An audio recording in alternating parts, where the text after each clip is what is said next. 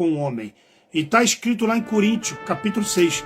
Não sabeis vós que vós sois santuários de algo que habita em vós?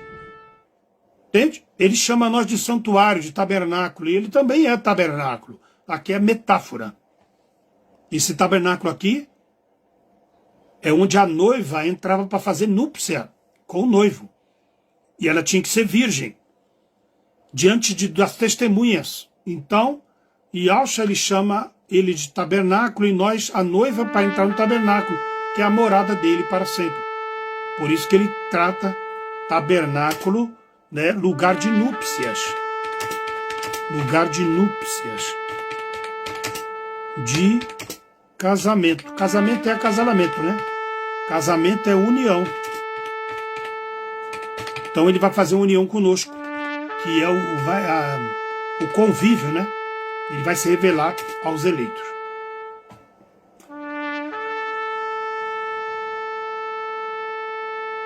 Enquanto Yahshua estiver pronto, o Antimachia também vai fazer um pacto global. Ele vai unir as nações para o Antimachia. E ele vai trazer uma falsa shalom no mundo inteiro, enganando, se possível, até os eleitos. E vai haver um período de 1260 Iur. Entende? De perseguição. Vai dar-se início à grande tribulação. O grande sinal da grande tribulação será o fim. Será o fim do dinheiro físico. Então, o grande sinal para o início da grande tribulação é o fim do dinheiro físico. E eu coloquei aqui, se você for analisar, o dinheiro físico, eu tive uma revelação uma vez que Yahshua falou para mim, você vai ver o dinheiro físico terminar e ali iniciará a grande tribulação. Agora presta atenção que data que está lá. Ó. Eu vejo hoje falar sobre isso. Ó, pacto do global, cadê? Aí, 2027, ó. Será o fim do dinheiro físico. Então presta atenção.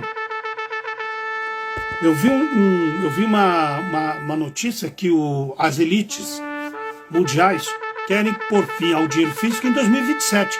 E quando eu fiz esse estudo aqui, falando de 2027, eu fiz esse estudo em 2020.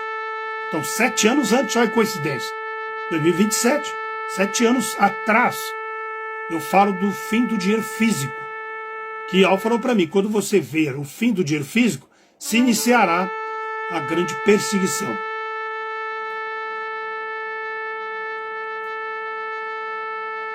No livro de Luí, que é Levítico, né? O livro de Luí, ele fala da observação das vigílias. E aí eu falo que Yahshua ele ressuscita às 15 Sha'á no Shabat. Compreende? Yahshua nasceu no sábado, Yahshua ressuscitou no sábado, Yahshua voltará no sábado, e Yahshua começará o governo dele o governo dele infinito no sábado, shabático. E ele virá no 7º mês, que é outubro, o mês do perdão, o mês das trombetas, o mês da expiação e o mês do tabernáculo. Você entendeu? A única coisa que está aí é o erro da data do calendário, que o cristianismo modificou, para que a gente não saiba exato momento. Mas nós estamos já analisando tudo aí.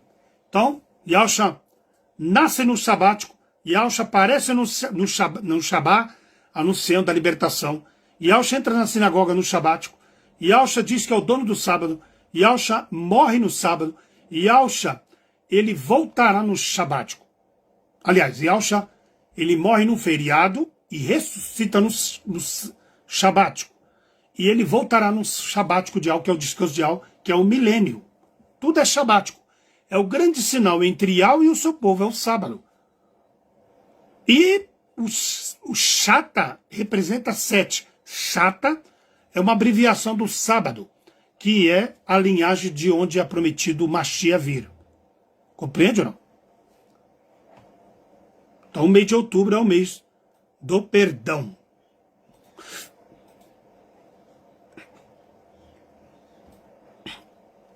Yahshua nasce no mês de outubro, o mês do perdão.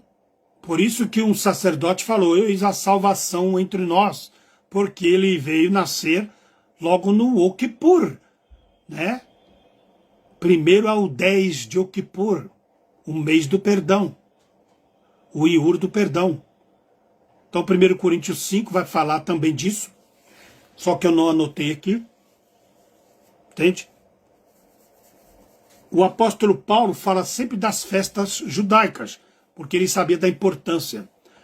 Então, você vai ver ele falar, Yahshua participou da festa dos pães asmos, ele participa da da Páscoa, ele participa da festa da primícia e ele participa da festa do Pentecoste. O que significa isso? Yahshua 14, eu enviarei a vós o Consolador, que é Yahweh. Festa dos tabernáculos.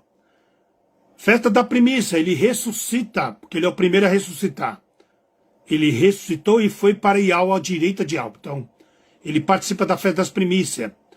Ele participa da festa dos pães asmos, dividindo a ceia com os talmidins. E ele participa da Páscoa quando ele é pendurado no madeiro, que ele é morto, o sangue dele é aspergido. Então ele cumpriu as 4 festas judaicas. Falta ele cumprir 3.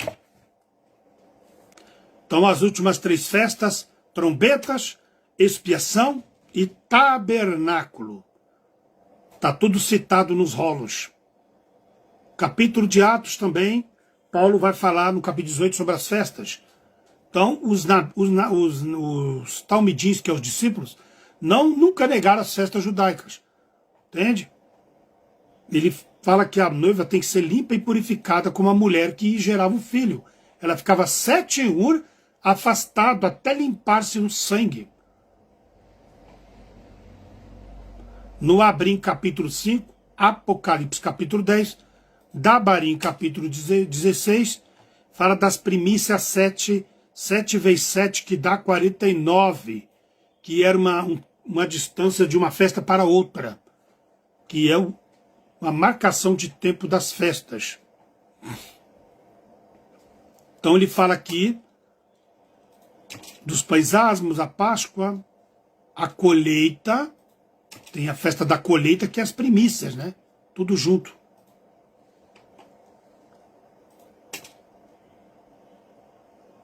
Sendo que o total das festas é 7 festas.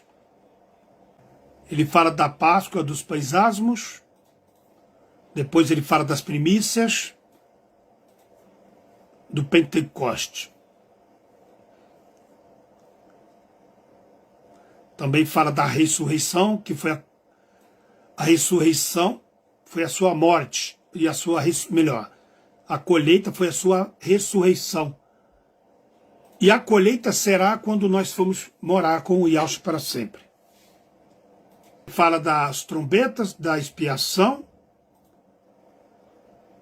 e ele fala sobre o trono de Yahweh, que é o domo, né? Que vai descer com o homem. A 7ª dimensão vai descer. Você sabe o que é a 7ª dimensão? Yahweh está no 7º nível do céu, que é o Shammai, o domo. Essa 7ª dimensão vai descer para ficar com o homem na terra, como era no Éden. Yahshua descia no Éden para andar com Yahshua lá. Então assim que vai ser a presença de Yahweh na terra, no milênio.